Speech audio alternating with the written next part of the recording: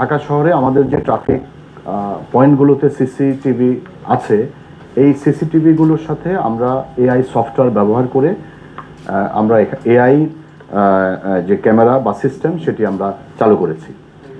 এটা কিন্তু ডিএমপির একক উদ্যোগ। তো এই জন্য এই উদ্যোগটি ডিএমপির ঢাকা শহরের যে পারিপার্শ্বিক অবস্থা, ফিজিক্যাল স্ট্রাকচার, ঢাকা শহরের জনসংখ্যা, ঢাকা শহরের যে ভেহিকেল, সব কিছু বিচার বিবেচনায় আমরা এই পদ্ধতিটি প্রয়োগ করছি এবং সেভাবেই এটি আমরা তৈরি করেছি। সেই ইন্টারসেকশনগুলোতে আমরা এগুলি চালু করেছি।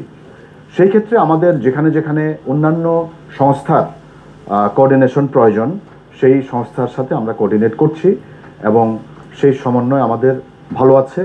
এবং আপনি যেটা বোঝাতে চেয়েছেন যে পূর্ববর্তী সরকারের সময় এই সমন্বয়হীনতা ছিল, বাট এখন বর্তমান সরকার আসার পরে, বর্তমান গণতান্ত্রিক সরকার এই আমি বলবো প্রতি সপ্তাহে ট্রাফিক নিয়ে সভা হচ্ছে এবং সমস্ত সংস্থা সেখানে যুক্ত থাকছে এবং সব যে সংস্থাগুলো আছে সবকটি সংস্থা এখানে তাদের মধ্যে সমন্বয় ঠিক আছে।